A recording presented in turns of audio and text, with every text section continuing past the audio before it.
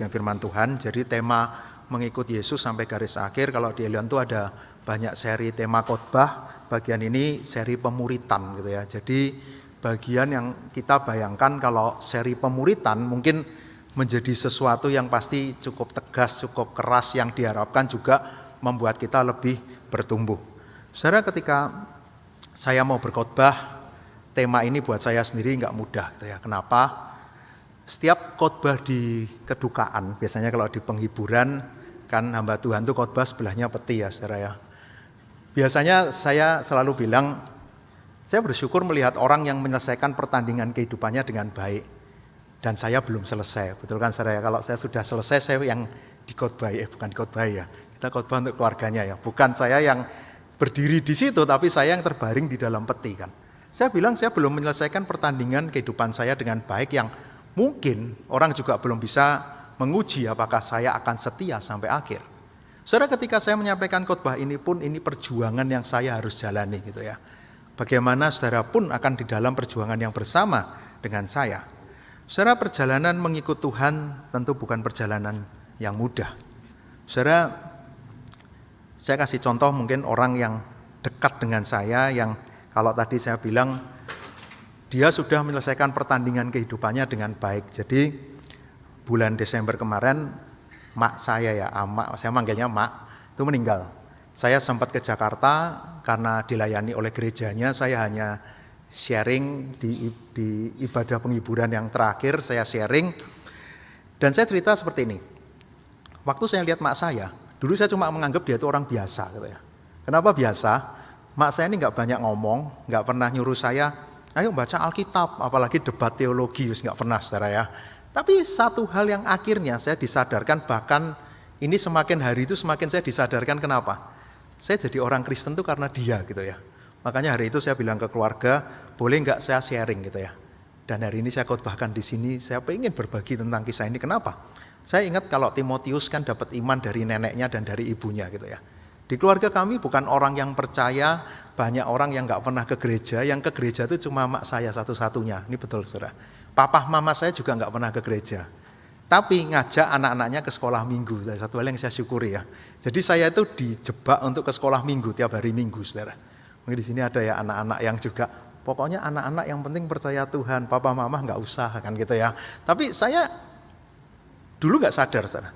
Tapi waktu kemarin saya mau sampaikan sambutan itu, saya teringat, iya ternyata orang yang menginspirasi, yang menjadi teladan iman tuh ya mak ini gitu ya. Kenapa? Jadi waktu SMA tahun 90-an saya tinggal serumah sama mak saya 3 tahun. Dan di sanalah saya pertama kali lihat orang tuh saat teduh saudara. Tiap hari dia baca Alkitab, renungannya tuh renungan berbahasa Belanda gitu ya. Jadi saya tuh sampai, baca apa sih mak ini? Dan saya nggak bisa baca punya dia kan. Saya ingat pelan-pelan saya tuh beli renungan harian sendiri saudara. Sesuatu yang saya nggak pernah diajari, nggak ngerti itu apa, saya cuma niru mak saya gitu ya. Terus mak saya itu tiap hari nyetel lagu rohani saudara.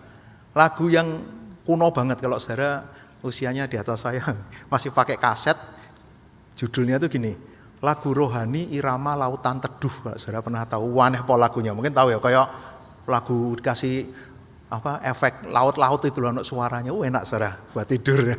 Jadi saat teduh sambil dengar irama lautan teduh itu mak saya tiap hari gitu ya. Saya tuh sampai mikir lagu apa sih ini kan gitu ya pertama. Pelan-pelan saya ke toko rohani dan saya cari lagu Kristen yang untuk anak muda. Kalau saudara tahu zaman itu ada masa penuaian, ada VOG, ada apa tuh, saya beli kasetnya, enggak ada yang nyuruh. Waktu sebelum mak saya meninggal, saya tuh kalau ditanya, kenapa saya bertobat? Tidak ada orang menginspirasi saya, ini betul saudara. Saya selalu bilang seperti itu, Tuhan sendiri yang panggil saya. Jujur saya malu saudara, kenapa? Ada ternyata gitu ya.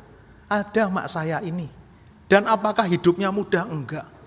Saudara, kalau ditanya dia meninggal umur 104, orang lain kan doanya pengen panjang umur kan. Enggak enak saudara jadi umur 104 saudara. Dia sudah enggak punya geng mak-mak gitu ya saudara. Dia dulu pernah ikut paduan suara mak-mak, terus dia ulang tahun umur 90 berapa, saya datang waktu itu, ada paduan suara nyanyi, orang tua semua, mak saya masih ikut nyanyi saudara. Terus enggak lama siang-siang dikabari, yang mimpin paduan suara meninggal gitu ya. Loh, mak saya tuh tiap tahun ngerayain ulang tahun terus saudara. Waktu COVID masuk TV, orang tertua yang dapat vaksin COVID di Indonesia, umur 100 dapat vaksin, saudara. Tapi saudara, waktu saya lihat perjalanan hidupnya, kemarin waktu kami menguburkan abunya di Ambarawa, kami itu ke satu kuburan, saudara. Itu papahnya mak saya ini. Nah, kami itu anak cucu ini kan kadang nggak ngerti silsilah ya, saudara, yang nggak ngerti ini siapa, mereka tanya, ini siapa? Loh, ini papahnya mak. Loh, lahirnya tahun berapa? Matinya kapan? Ternyata meninggalnya itu tahun 31, saudara. Terus kita langsung lihat-lihatan. Loh, mak kita ini ditinggal papahnya sudah hampir 100 tahun, saudara, bayangkan ya. Kita kedukaan aja mungkin rasa sedihnya, kita nggak punya siapa-siapa, mak saya jadi orang yang ditinggalkan papahnya hampir 100 tahun, saudara. Oh ya, survive kan. Lalu anaknya itu 6 sudah meninggal 4, saudara. Tinggal mama saya sama adiknya 1 gitu ya. Apakah hidupnya mudah? Enggak. Apakah dia menjalani banyak kisah dalam? Iya, waktu terakhir anaknya meninggal satu-satu, PR paling besar itu apa sih? Ngabari dia kalau anaknya tuh meninggal gitu ya. Itu tuh kayak selalu keluarga tuh sampai rapat dulu yang mau ngomongi siapa dan cara ngomongnya gimana. Biasanya dia nangis bentar, syok, terus sudah normal lagi gitu ya. Tapi saudara, di dalam perjalanan kesederhanaannya itu satu hal, sampai di hari terakhir itu semua orang kesaksiannya sama. Yang diingat itu apa? Dia itu orang yang selalu memuji Tuhan gitu ya. Dia meninggal hari Minggu kalau nggak salah, sampai Sabtu tuh masih Natalan keluarga, Jumat dikunjungi pendetanya, dan tiap dikunjungi selalu dia nyanyi, saudara. Lagunya tuh hidup ini adalah kesempatan, yang diulang-ulang terus, saudara. Bayangkan umur 100 kok nyanyi hidup ini adalah kesempatan kan, saudara ya. Kalau kita mikir kan kesempatan apa sih, mungkin kita sudah mau lewat kok, kesempatan apa kan gitu kan. Jadi berkat buat saya sampai hari ini saya bisa cerita di sini, saudara. Dia selalu nyanyi tiap langkahku, itu lagu favorit dia. Satu lagi itu berkat anak cucu, saudara. Kalau saudara tahu lagu itu dinyanyikan dan tiap dinyanyikan saya ikut seneng karena saya cucunya yang diberkati juga kan ya, saudara ya. Itu dari dia umur saya serumah tuh, itu lagu itu di setel terus, saudara. Saudara, semua orang kesaksiannya begitu baik, cuma bilang tiap ketemu nggak banyak ngomong, selalu nyanyi tok gitu ya. Tiap ketemu selalu tersenyum, selalu nyanyi. Kalau ada orang ulang tahun, saya kira itu cuma anak cucunya tok yang ditelepon. Dia selalu telepon, happy birthday, Tuhan memberkati. Sudah ditutup tok, bukan orang yang banyak ngomong. Ternyata orang gerejanya itu nunggu ditelepon juga, saudara. Dengan kesederhananya dia cuma Tuhan memberkati, kalimat itu loh, saudara. Sampai akhir hidupnya dia tetap di dalam kesetiaannya. Saudara, saya nggak tahu hidup kita akan sepanjang apa, betul kan, saudara? Akan ada tantangan demi tantangan. Saya pun masih di dalam perjalanan yang sama, saudara, yang saya pun nggak ngerti kok. Tuhan izinkan saya sampai kapan saya harus ada di dunia ini. Tapi saudara, di dalam perjalanan yang tidak mudah, mungkin ada kedukaan, ada masalah kesehatan, tapi satu hal yang kita syukuri, kita boleh ada di dalam perjalanan kehidupan ini, saudara. Dan ini yang kita akan bahas dari ayat ini. Di dalam perjalanan yang tidak mudah dan ada banyak tantangan itu, apa yang seharusnya kita lakukan? Saudara, berbicara tentang perjalanan kehidupan ini tidak mudahnya, kenapa, saudara? Saudara, ayat Ibrani 12, 1-2 tadi sudah dibacakan di awal, saya akan bacakan lagi. Karena kita mempunyai banyak saksi bagaikan awan yang mengelilingi kita, marilah kita menanggalkan semua beban dan dosa yang begitu merintangi kita, dan berlomba dengan tekun dalam perlombaan yang diwajibkan bagi kita. Marilah kita melakukannya dengan mata yang tertuju kepada Yesus yang memimpin kita dalam iman dan yang membawa iman kita itu kepada kesempurnaan, yang dengan mengabaikan kehinaan tekun memikul salib ganti sukacita yang disediakan bagi Dia yang sekarang duduk di sebelah kanan tahta Allah. Saudara, di sini ada perlombaan iman yang harus diikuti. Saudara, kalau mau tahu sengeri apa perlombaan iman, jadi di ayat 1 dimulai dengan karena gitu ya. Ini berarti ada sebelumnya, ada yang dijelaskan. Dan itu dihubungkan dengan Ibrani 11. Saudara, berbicara pertandingan iman, ini berbicara tentang saksi-saksi iman. Kalau di situ kita mempunyai banyak saksi. Saksinya itu siapa? Saksi-saksi iman yang ditulis di Ibrani 11. Saudara, kalau kita lihat di Ibrani 11, kita bisa ketemu karena iman maka Abraham, karena iman maka Ishak, karena iman maka Yakub, karena iman maka Yusuf, karena iman maka Musa, karena iman ya mereka orang Israel, lalu mereka ya runtuhlah tembok Yeriko, lalu ada lagi, aku tidak bisa ceritakan semua, Gideon, Barak, Simson, Yefta, Daud, Samuel, dan para nabi. Tapi saudara jangan lupa ayat 35 dan seterusnya. Di situ dikatakan orang-orang lain membiarkan dirinya disiksa dan tidak mau menerima pembebasan. Ada yang diejek, didera, dibelenggu, dipenjarakan, dilempari, digergaji, dibunuh dengan pedang. Dunia tidak layak bagi mereka, mereka mengembara, mereka tidak memperoleh apa yang dijanjikan. Allah telah menyediakan sesuatu yang lebih baik bagi kita. Saudara, di awal khotbah ini saya cuma mau katakan perlombaan iman ini enggak main-main, saudara. Kenapa enggak main-main? Saudara coba pikirkan. Jadi perlombaan iman ini berbicara tentang perlombaan hidup mati, saudara. Saudara, mungkin ada orang-orang yang dikenal di dalam perlombaan imannya, dia bisa menyelesaikan perlombaannya dengan baik. Buat dunia pun dia sukses, saudara. Tapi ada banyak orang yang tidak dicatat, namanya tidak dikenal, tapi mereka menderita. Saudara, ayat ini kepada jemaat Ibrani, jemaat mula-mula yang mereka pun ada di dalam tantangan untuk penganiayaan jemaat itu, saudara. Mereka yang ada di dalam pertandingan yang tidak mudah, tapi dikatakan kamu harus ada di dalam perlombaan itu. Kamu harus di dalam perlombaan yang diwajibkan bagi semua orang percaya. Saudara, kalau di sini seolah-olah tidak ada pilihan kita mau lomba atau tidak, gitu ya. Misalnya kita ngomong saksi iman, berarti setiap orang beriman pasti ada di dalam perlombaan ini. Nah, kalau saudara bilang saya nggak mau berlomba, ya berarti kita bukan orang beriman, kan gitu kan. Orang beriman akan segera masuk di dalam perlombaan ini. Saudara, kalau dibayangkan perlombaan ini seperti apa? Di situ dikatakan ada banyak saksi. Jadi ada tafsiran tuh yang bilang gini, saudara. Bayangkan kayak satu stadion ya, kalau zaman itu lebih besar sekali gitu ya. Kan pasti ada orang yang nonton dan ada yang berlomba. Yang nonton ini adalah para saksi iman itu yang sudah menyelesaikan pertandingan kehidupannya. Oh, tafsirannya agak serem, saudara. Berarti yang nonton tuh orang-orang yang luka-luka, enggak, saudara? Ya, orang-orang yang ini saya cuma pengen sense seriusnya, ngerinya itu ya. Jadi yang nonton ini orang-orang yang sudah bertanding sampai akhir, bahkan dalam segala kondisi mereka gitu ya. Tetapi mereka melihat kita dan memberikan semangat. Saudara, kalau mau membayangkan lagi bagaimana seriusnya, tapi bagaimana ini tuh membutuhkan satu perjuangan gitu ya. Kalau satu stadion isinya orang-orang yang kayak sudah tahu perlombaan kita dan dia dukung, saudara, nggak tahu ya, membayangkannya tuh kayak saudara pernah nonton sepak bola di stadion apa enggak gitu ya. Saya pernah nonton Persebaya gitu ya, biasa sama Pak Eser, saya berapa kali bonek bareng gitu ya. Saudara, kalau masuk sana itu nggak bisa diceritakan, saudara. Dengar orang teriak bareng satu stadion puluhan ribu orang tuh kayak ndredeg gitu loh, saudara, kayak itu padahal kita ndredeg tanda kutip ngomong-ngomong kotor, pemainnya mainnya jelek kan. Ini tuh semua akan teriak mendukung kita karena pertandingan ini begitu serius gitu ya. Saudara, bayangkan ini tuh satu keseriusan perlombaan iman. Ini bukan perlombaan yang diam-diam, yang kayak semua tuh baik. Mungkin yang adrenalin kita tuh akan begitu tertantang. Mungkin kita akan menghadapi tantangan yang, saudara, saya nggak tahu membayangkan apa ya. Sebesar apa kalau saudara bilang gini, wah masalah hidupku besar, aku ngalami yang begitu mengerikan. Ya ini waktunya, saudara. Memang perlombaan iman ini besar, saudara. Sesuatu yang berat, makanya harus dapat nasihat ini kan. Kamu nggak sendiri, ada para saksi. Kamu harus melihat kepada Yesus. Karena ini bukan perlombaan yang mudah. Saudara, di dalam perlombaan yang betul-betul beratlah kita itu ada di sana, saudara. Saudara, jadi yang nonton nih, saudara, saya coba renungkan lagi. Kadang kita berlomba supaya dilihat orang-orang lain, saudara. Bagian ini enggak, saudara. Kita ini diminta cuma lurus kepada tujuan kita gitu ya. Orang lain akan mendapatkan apa itu efek dari apa yang kita lakukan itu, saudara. Tapi Tuhan tuh cuma minta, oke, kamu bertanding, kamu lakukan yang terbaik.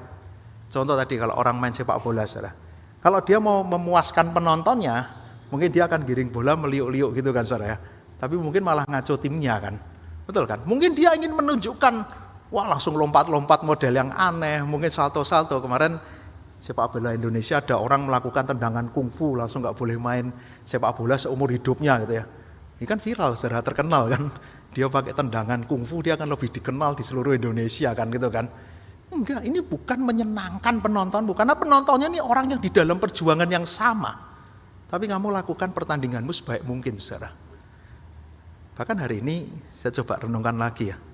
Saya berdiri khotbah di sini nih, Tuhan yang percayakan kepada saya. Ya saya perjuangkan bagian saya sebaik mungkin, saudara. Saya perjuangkan bagian saya perjuangkan ini.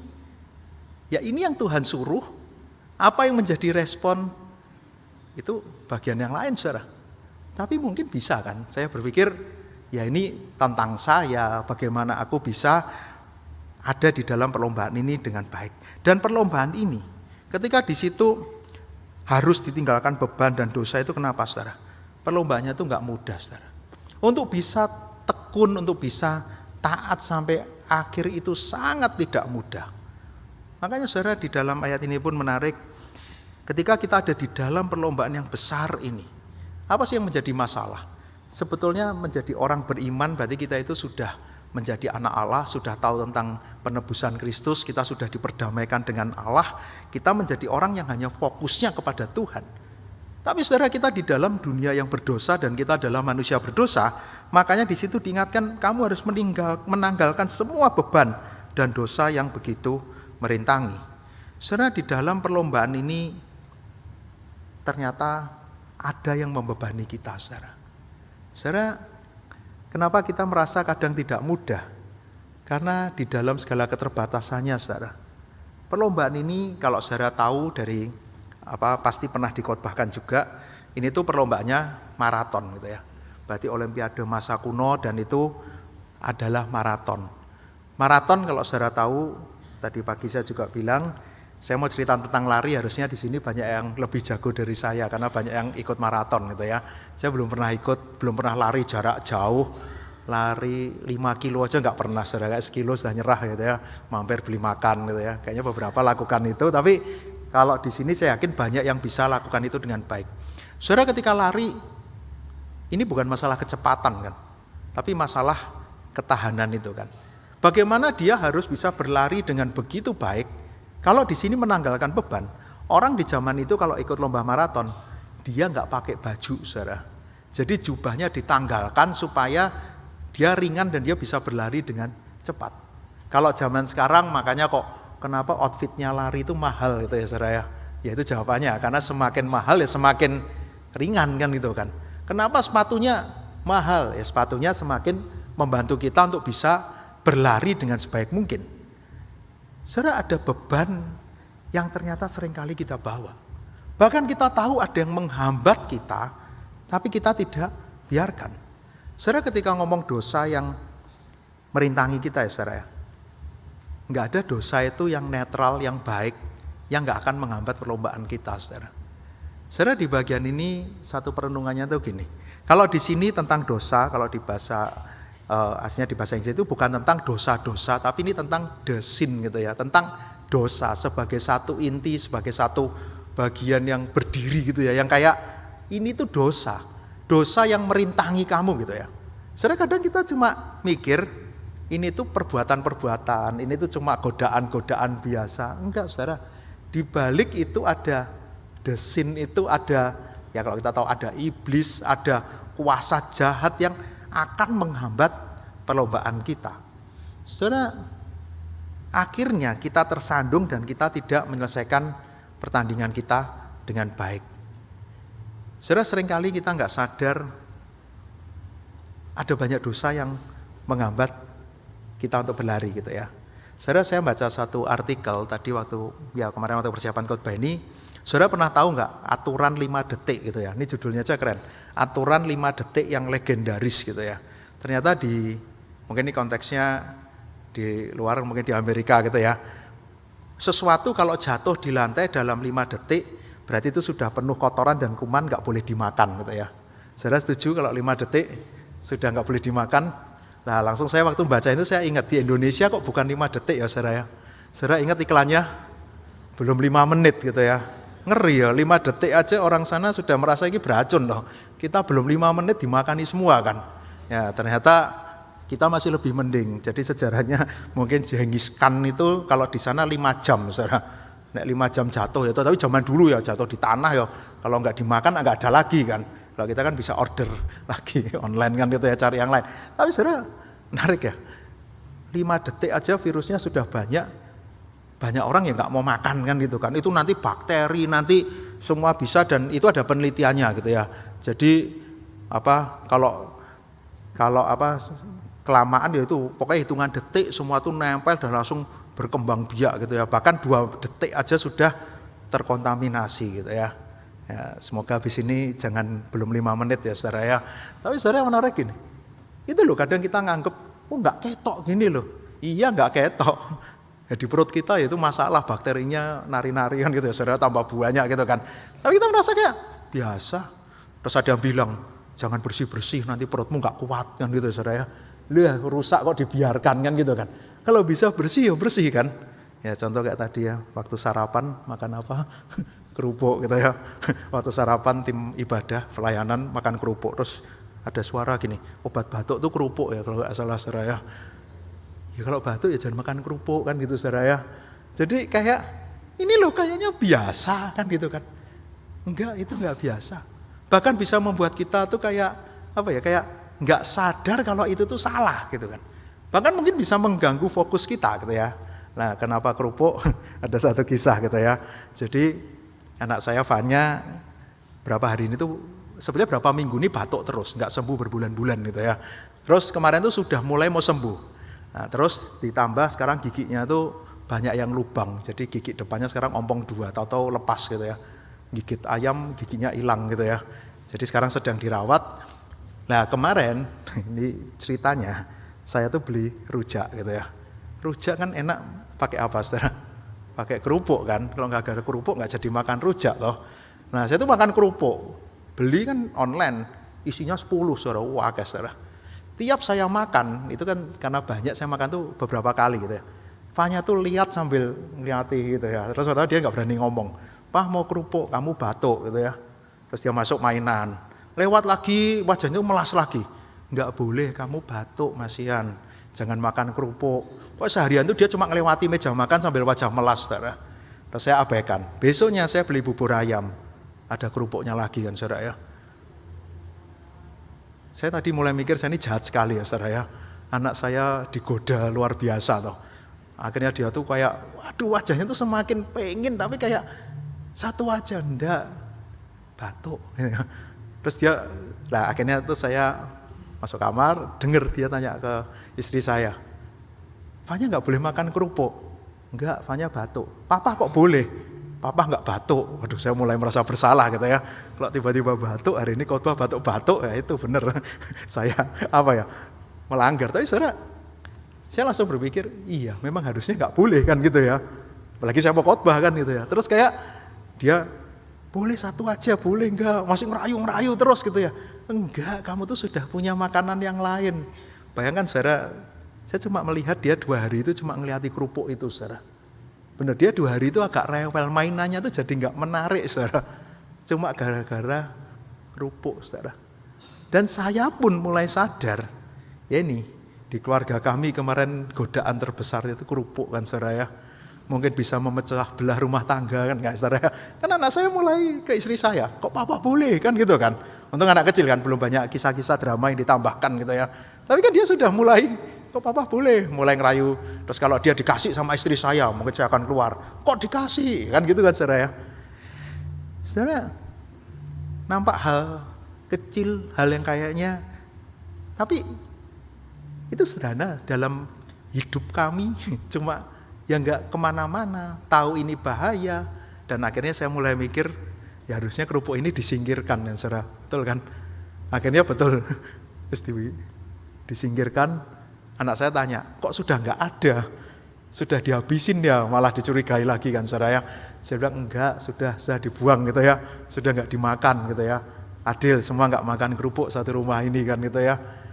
Saudara, perjalanan yang gak mudah, yang kadang cuma yang kayaknya hal sederhana, kayaknya hal kecil. Tapi saudara bisa lihat ya, ada banyak hal yang aku sudah gak tahan, aku tergoda, yang mungkin bisa membuat kita tuh gak fokus lagi. Yang isinya cuma mungkin kami pun cari alasan, jawab apa lagi kan gitu kan. Mau disembunyikan kemana, ya intinya singkirkan dari awal harusnya kan gitu kan. Ketika tahu ini memang gak baik, ya habis ini silahkan saudara makan ya, saya tetap Nggak bilang itu nggak baik. Tapi saudara, di dalam perlombaan ini saudara, apa yang membuat kita masih terikat? Mungkin kesenangan kita, mungkin apa yang kita punya, bahkan mungkin keluarga kita yang membuat kita itu kayak nggak bisa fokus kepada Tuhan itu. Hati-hati ya saudara. Karena di dalam perlombaan ini ada banyak hal yang bisa membebani kita itu saudara. Beranilah untuk menanggalkan itu saudara. Karena balik yang awal tadi, ini perlombaan yang gak pernah mudah saudara. Bahkan saudara ketika kita tahu sudah dibebaskan pun ya saudara, ada satu ilustrasi lagi yang saya dapatkan tuh yang menarik gini saudara. Jadi ada satu orang di Amerika, dia itu punya kejahatan yang berat, dia dihukum di sel isolasi gitu ya. Dan dia itu masuk rekor orang yang diisolasi terlama, 43 tahun di sel isolasi gitu ya. Akhirnya dia dibebaskan setelah 43 tahun, ini tahun 2016 kisahnya, dia tinggal di Texas gitu ya. Akhirnya dia ada di pantai, dia ketemu banyak orang. Satu kali waktu dia ditanya, hal yang dia inginkan sekarang itu apa sih? Dia waktu itu ulang tahun ke-69 saudara. Karena 43 tahun di penjara kan saudara. Dia cuma bilang apa? Aku merindukan sel isolasiku itu. Aku pengen balik ke sana. Menarik ya saudara ya. Kita mungkin berpikir orang tuh suka kebebasan kan. Dia bilang enggak. Di sana hidupku tuh lebih teratur gitu ya. Bayangkan di penjara itu dia bisa merasa hidupnya teratur. Saudara, kenapa? Jadwalnya pasti. Dia bilang sekarang di luar ini semua enggak pasti. Enggak ada rutinitasnya. Semua menjadi tidak bisa diprediksi. Di sana saya enggak ketemu siapa-siapa. Saudara kalau tahu sel isolasi yang berat itu dia enggak boleh ketemu siapapun selama 40 tahun itu kan. Kecuali sipir yang ngawal dia kan saudara. Dia bilang, sekarang saya ketemu banyak orang. Saya nggak bisa nebak juga mereka itu akan melakukan apa kepada saya gitu ya. Dan saya pengen bisa kembali ke tempat yang nyaman itu, yaitu sel saya saudara. Saudara bisa lihat ya keterikatan itu saudara. Yang membuat kita tidak bisa berlomba karena kita masih, aku menikmati hidupku yang sekarang. Ini aku sudah melakukannya begitu lama dan ya ini aku. Dan saudara lihat bagaimana kita bisa berlomba. Seharusnya dia bisa melihat apa? Ada kebebasan yang aku sudah dapatkan kan. Sama seperti kita yang ada kebebasan di dalam Kristus, ada kemerdekaan itu. Sekarang aku sudah tidak di dalam dosa, aku punya hidup yang baru yang harusnya aku bisa lebih baik. Tapi mungkin kita merasa, enggak, hidupku kemarin tuh lebih tertata, lebih nyaman, semua lebih berjalan dengan baik, enggak banyak masalah. Iya enggak banyak masalah wong. Habitat dunia yang berdosa, orang berdosa, kita bagian dari mereka kok saudara. Ya pasti gak akan ada masalah kan, gak ada yang nentang kita, wong kita sama kok dengan yang lain. Itu kan saudara. Tapi ketika kita punya nilai yang berbeda sebagai orang yang beriman, seperti saksi-saksi iman, kita akan terus berjuang di dalam kehidupan kita. Saudara, yang menarik bukan hanya menanggalkan beban, tapi kita punya satu hal yang begitu luar biasa saudara. Kita punya Yesus yang kepadanya kita boleh memandang saudara. Kalau di situ marilah kita melakukan dengan mata yang tertuju kepada Yesus yang memimpin kita dalam iman dan membawa iman kita itu kepada kesempurnaan. Saudara, di dalam perlombaan iman ini, kenapa harus melihat kepada Yesus? Saya tuliskan di situ, dia yang sudah menjadi perintis di dalam perlombaan iman ini, dia yang taat sampai akhir, dan dia yang akan menyempurnakan iman kita. Saudara lihat ayat yang ketiga, ingatlah selalu akan dia yang tekun menanggung bantahan. Supaya apa? Supaya kamu jangan menjadi lemah dan putus asa. Dia mendidik kita, dia melakukan perjuangan itu. Supaya kita bisa ada di dalam perjuangan yang sama. Dia berjuang untuk kita. Supaya kita boleh menyelesaikan perjalanan kehidupan yang Tuhan sudah tetapkan itu dengan baik. Saudara, di dalam perlombaan iman ini, Yesus yang menyempurnakan perjuangan kita saudara. Dia yang merancangkan perlombaan ini, bahkan dia sekarang menantikan kita dengan mahkota kebenaran itu. Dia pun yang akan menolong kita di dalam perlombaan ini. Saudara, gambarannya ada satu ilustrasi yang cukup menarik. Kalau saudara suka Avenger gitu ya, Avenger itu pencipta tokohnya itu namanya Stan Lee. Dia yang ciptakan sendiri atau dia kerja sama-sama orang buat satu tokoh. Ada Black Panther, Spider-Man, X-Men, Thor, Iron Man, lalu Hulk, Daredevil, Ant-Man, dan masih ada lagi yang lain. Saudara, saya pribadi nggak banyak Saya jarang nonton film lah, hampir nggak pernah. Tahun kemarin kayaknya saya nggak nonton bioskop sama sekali, saudara. Tapi jujur, kalau ada Avenger main saya nonton, saudara. Nggak tahu kenapa, mungkin banyak orang yang bukan aliran nonton film kayak saya. Kenapa? Saudara, waktu dibaca, ternyata kenapa banyak orang suka Avenger dan tokoh-tokoh yang diciptakan sama Stanley itu. Dia jelaskan rahasianya, saudara, kenapa film dia itu bisa sukses.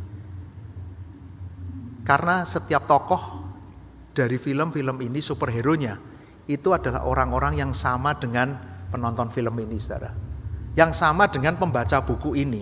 Maksudnya apa? Spider-Man kalau nggak jadi Spider-Man, dia siapa sih, saudara? Orang yang cupu, yang kayaknya selalu kalah, kan betul ya, saudara ya? Dulu saya kalau nonton Spider-Man senang, dari kecil saya suka lihat komiknya Spider-Man. Orang melas itu kayak, saya banget kan gitu, saudara ya. Kayak bahkan saya kadang dulu nunggu digigit laba-laba gitu. Kapan saya jadi superhero kan gitu kan. Kalau saudara lihat Hulk, waduh mungkin kita orang-orang yang suka marah kan gitu. Terus kalau Iron Man, Batman itu kan orang-orang introvert kan kayak mendapat dukungan kan gitu ya. Yang suka, makanya ada yang bilang, kalau laki-laki harus punya man cave gitu ya, punya gua sendiri kan gitu ya. Yang isinya cuma game, yang nggak ada gangguan dari pihak luar kan gitu kan. Saudara lihat ya, kenapa superhero ini jadi menarik dan banyak orang suka? Karena seolah-olah dia terhubung dengan hidup kita kan, saudara. Seolah-olah ini tuh bagian dari hidupku yang padahal kita ya nggak akan jadi superhero itu, betul kan? Yang kadang ketika kita ngadepi masalah, ya udah mereka juga nggak bisa nolong kita. Tapi saya yakin banyak orang terinspirasi, banyak orang yang merasa kayak habis nonton tuh kayak, oh ya kejahatan pasti bisa dikalahkan kan gitu kan. Tenang, ada hal baik yang bisa dilakukan. Aku akan menjadi pembela kebenaran. Kira-kira kan gitu kan, saudara. Banyak orang bisa terinspirasi. Tapi saudara, ketika Yesus ada di dalam perlombaan ini, dia ngerti yang kita rasakan. Dia pernah sama dengan kita menjadi manusia. Tapi dia adalah Tuhan yang sekarang ada di garis akhir. Dia yang sudah menebus kita, bahkan kita tahu ini bukan cuma sekedar kisah fiksi kayak Avenger tadi, tapi dalam firman Tuhan kita lihat bagaimana dia sudah menyelesaikan karya keselamatan di kayu salib itu. Saudara, ketika kita merasa, aku kok hidupnya tidak baik-baik saja, ada banyak tantangan, mungkin seperti saksi-saksi iman tadi, saya mau katakan Yesus juga ada di dalam perjalanan yang sama kok. Dan dialah yang sekarang dia bilang, kamu lihat kepada Yesus itu. Gak usah lihat sama kayak tadi, ini loh lihat superhero itu. Mungkin ada tokoh lagi yang menginspirasi kita. Lihat orang itu, kamu pasti akan lebih mantep, kamu akan lebih kuat. Lihat Yesus, dia sudah ada di dalam perjuangan itu. Dan dia pun akan mengerti setiap apa yang kamu perjuangkan. Ada satu kesaksian ya, jadi John Stott waktu sebelum meninggal, 3 minggu sebelum meninggal ada seorang temannya datang. Dia cerita 1 jam yang tidak terlupakan karena ini sama-sama orang terkenal, sama-sama teolog, dia itu ngobrol banyak hal. Dan akhirnya John Stott di akhir pembicaraan mereka setelah 1 jam, jadi orang sakit masih bisa cerita 1 jam misalnya tentang ya pengalamannya, perjalanan bersama dengan Tuhan. Yang menarik yang dicatat, ini ada dicatat di buku gitu ya. Doakan agar aku tetap setia kepada Yesus sampai nafas terakhirku gitu ya. Saudara bayangkan, ini orang yang terkenal gitu ya, seorang teolog yang begitu baik. Dia cuma bilang, doakan agar aku tetap setia kepada Yesus sampai nafas terakhirku. 3 minggu kemudian dia meninggal, saudara. Saudara, kekuatan yang terus dibutuhkan. Bahkan tidak ada dari kita itu yang lebih hebat dari yang lain yang tidak butuh dukungan itu, saudara. Tapi inilah hidup kita di dalam segala kelemahan kita, di dalam tantangan dosa yang kita hadapi. Perjuangan harus diselesaikan, saudara. Sebagai penutup, kalau lihat kesimpulannya, saudara, apakah kita bisa mengikut Yesus sampai garis akhir seperti tema khotbah kita, saudara? Saya cuma mau bilang, bisa, saudara. Kenapa? Karena dia sendiri yang membuat kita bisa mengikuti pertandingan iman ini. Dan dia pun menantikan kita di garis akhir untuk memberikan mahkota kemenangan. Saudara, di Filipi 3 dan 2 Timotius 4, ini sebenarnya hari ini tema khotbah ini ada 3 bacaan ini, tapi saya enggak fokus kedua ini. Tapi yang menarik, saudara, di Filipi 3 ini Paulus sungguh-sungguh sadar mengenal dia dan kuasa kebangkitannya. Aku serupa dengan kematiannya. Paulus tahu apa yang Yesus sudah lakukan dan apa yang dia lakukan itu pun memberikan dia kehidupan. Dan Paulus tahu bukan aku yang sudah memperoleh hal ini atau sempurna. Bukan dia yang aku tuh hebat sampai akhir hidupku aku tuh tetap hebat. Enggak. Dikatakan di Filipi 4, bukan aku yang mengejarnya atau aku yang menangkapnya, tetapi karena aku telah ditangkap oleh Kristus Yesus. Saudara, ayat ini menjadi penting kenapa?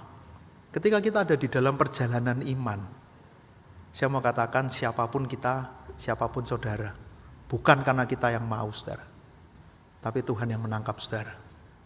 Bukan karena saya yang mau saya boleh percaya kepada Tuhan.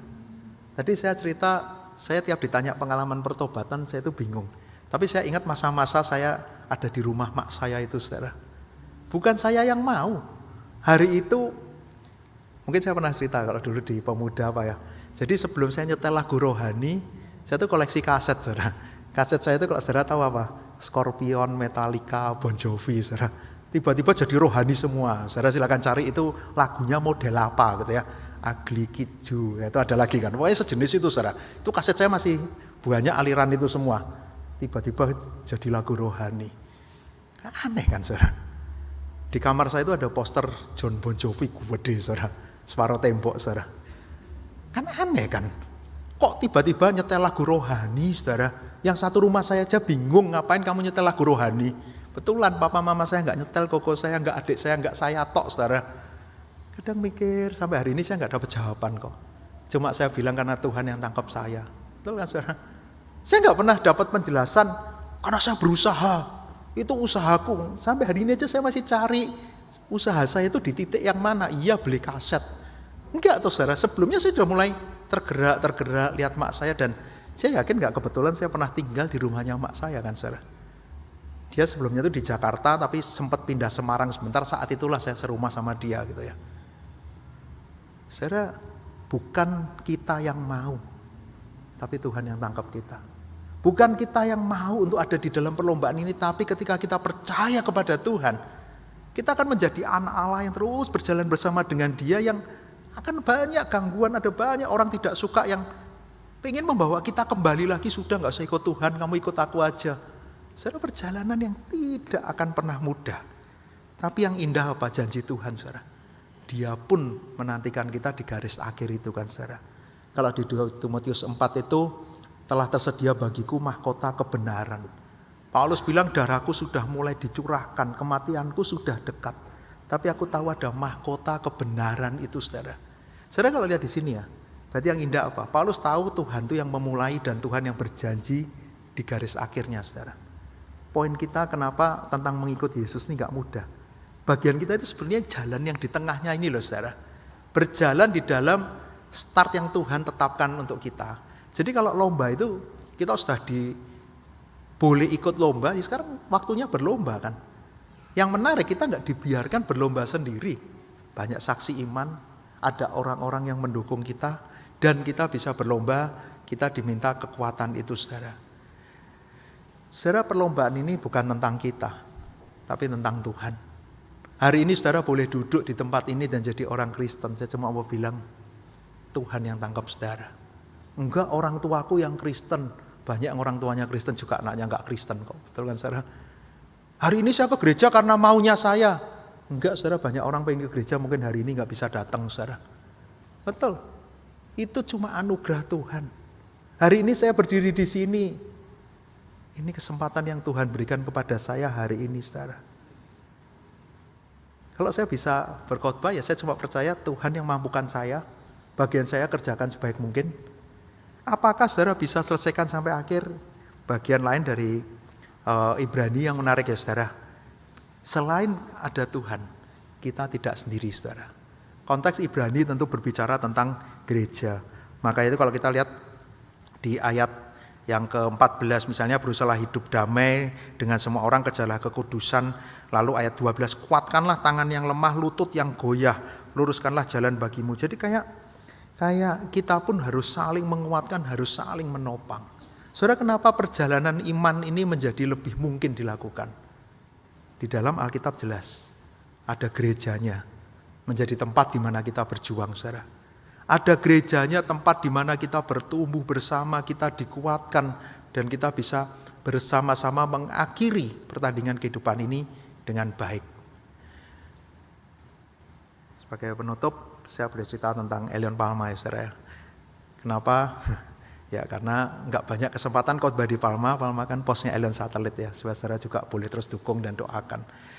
Saudara, minggu lalu saya khotbah di Palma untuk minggu pertama. Jadi di Elion semua gembalanya, hamba Tuhan pos membimbing juga khotbah apa yang akan disampaikan, apa yang akan dijalankan gereja sepanjang tahun inilah. Suara gembala temanya gitu ya. Saya minggu lalu cerita kepada jemaat, saya cuma bilang gini. Saya bersyukur jemaat Elion Palma sudah bertumbuh secara jumlah. Sekarang 2 kebaktian, saudara. Kebaktian pertama 50-an sampai 60, kebaktian kedua itu 30-an lah, 25 sampai 30. Waktu masuk ke ruko yang baru 3 tahun itu cuma 40 orang anak sekolah minggunya belasan, sekarang sudah 25, kadang bisa sampai 30 gitu ya. Ada banyak orang yang sudah ikut melayani, saudara. Bahkan punya piala yang sekarang dipajang di gereja. Menarik ya, saudara. Piala apa? Lomba line dance, saudara. Jadi ibu-ibu sekarang tiap Senin dan Kamis itu kan line dance. Mereka sudah ikut lomba dapat 2 piala, saudara. Terus kemarin pulang ada yang bilang, Pak, enggak buat lemari, buat piala. Oh, saya kaget ya. Baru 2 kali minta lemari kan gitu ya. Terus ada yang bilang, Pak kok dipajangnya di luar, mau di dalam gereja. Wah, sabar kalau itu. Nanti saya tanya Diana kayak interiornya, masuk ada piala di dalam gereja kan itu. Ini sudah ada yang request waktu itu. Pak kok nggak dipasang di dalam gereja biar kita bisa lihat terus gitu ya. Soalnya kalau mikir gini kan sombong. Enggak, wong ini ibu-ibu yang nggak pernah lomba tiba-tiba menang. Makanya kan mereka itu kayak, menang kira-kira gitu ya saudara ya. Dan kelompok ini ada itu siapa?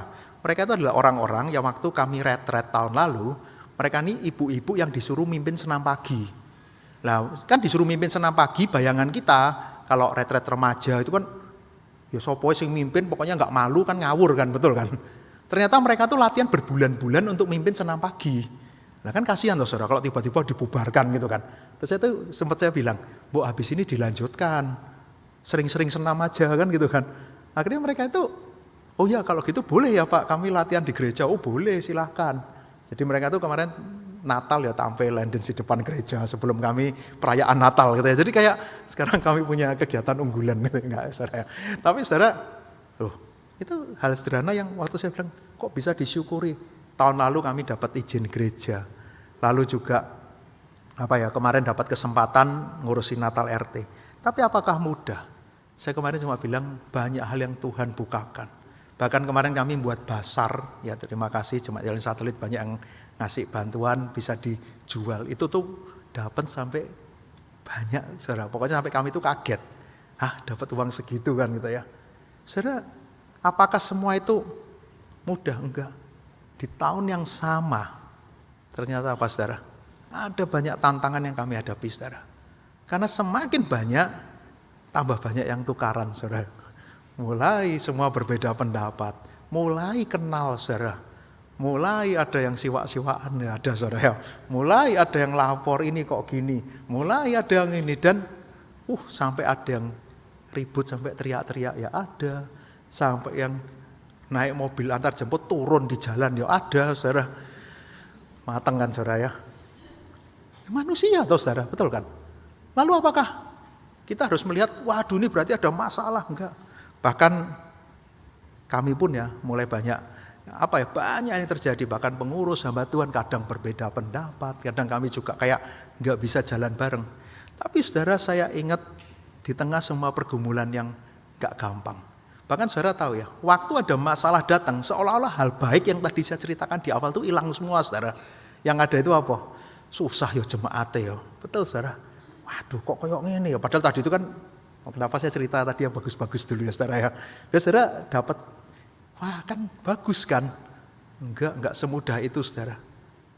Dan terakhir saya ingat ada satu orang yang bilang gini, Pak itu peperangan rohani yang harus kita hadapi. Karena gereja Tuhan ini sudah tambah maju. Karena Tuhan sudah percayakan lebih banyak orang. Enggak mungkin enggak ada peperangan rohani. Betul saudara. Saya betul-betul tertegur waktu itu dan berarti harus apa yang kita lakukan. Betul, semua konflik harus diselesaikan. Lebih penting dari itu berdoa.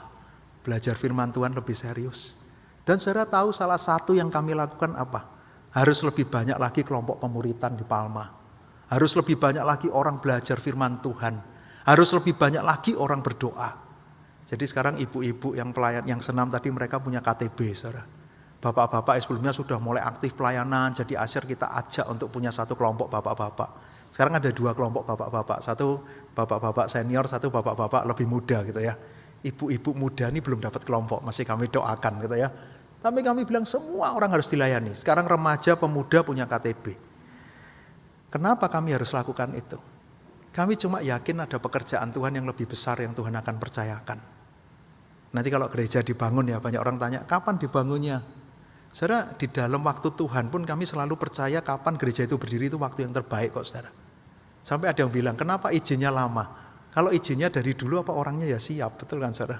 Tapi itu bukan menjadi pembenaran untuk kami. Kami selalu sekarang bilang kita harus kerja keras. Kalau dari gereja Elion bisa bangunkan gereja itu, kita sudah siap untuk masuk ke sana. Kita orang-orang yang sudah bertumbuh, kita orang-orang yang siap untuk melayani di tempat yang lebih besar gitu ya. Saudara, minggu lalu saya cuma bilang ke jemaat, ada pekerjaan Tuhan yang besar. Sama kayak khotbah ini. Ada Tuhan yang panggil, ada Tuhan yang berjanji, ada Tuhan yang menantikan kita. Perjuangan ini loh saudara, yang kita selama ini lupa. Perjuangan ini yang kadang kita menyerah.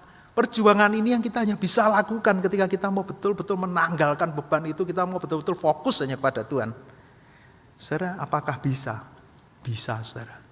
Semoga di tempat ini juga kita boleh saling mendukung, saling menguatkan. Boleh kasih masukan saudara. Saya di Palma, ya ini tadi pagi saya juga cerita ya. Saya pun banyak sering dapat masukan, teguran saudara. Contoh sederhana, tadi saya khotbah sebut anak saya Fanya saudara ya. Pernah ada orang bilang ke saya, Pak kok khotbahnya selalu nyebut Fanya toh, nggak ada yang lain. Lah ya anak saya Fanya toh, mau sebut anaknya siapa? Enggak, bukan. Tapi waktu saya pernah nggak cerita, ada yang tanya, kok hari ini nggak cerita tentang Fanya? Wah itu nyindir atau apa ya saudara? Betul kan saudara ya? Tapi saya coba gini, loh kalau saya memang cocok ceritanya tak ceritakan, maksud nggak ada apa-apa tiba-tiba tak ceritakan kan gitu kan? Tapi saya juga evaluasi, iya juga ya. Maksud ceritanya tentang anak saya terus. Tentang istri saya kan ya enggak apa-apa ya, enggak ya saya dimarahi kalau tentang dia, enggak. Maksud tadi kan tentang mak saya, bukan. Tapi ya saya pun belajar, betul kan saudara? Oh ya, saya harus perhatikan mungkin ilustrasi khotbah yang lebih baik.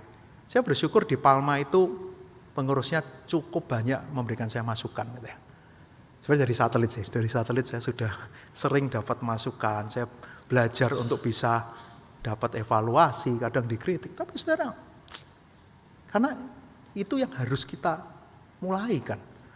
Ketika saya cuma merasa nyaman, mungkin itu yang dosa yang nempel saya terus, yang ini egoku, ini aku paling hebat. Aku lepaskan itu, aku mau sungguh-sungguh fokus kepada Tuhan. Melakukan apa yang Tuhan mau. Mari kita berdoa. Bapa di surga, kami bersyukur hanya karena anugerah Tuhan. Kami boleh menjadi anak-anak Allah. Kristus mati di kayu salib bagi kami. Engkau ada di dalam perlombaan itu karena Engkau mengasihi kami.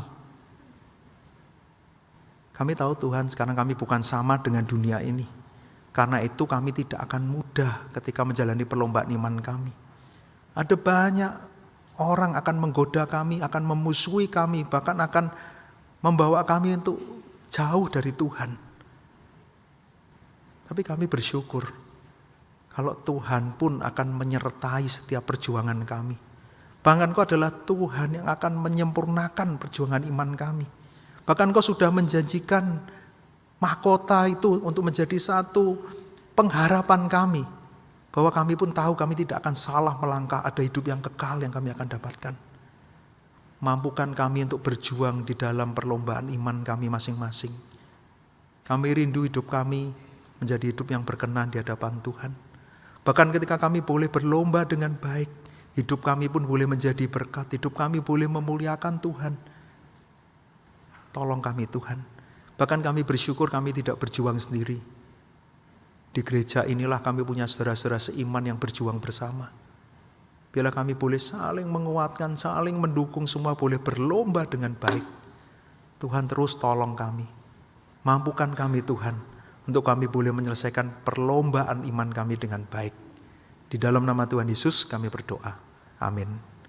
Jemaat diundang untuk bangkit berdiri.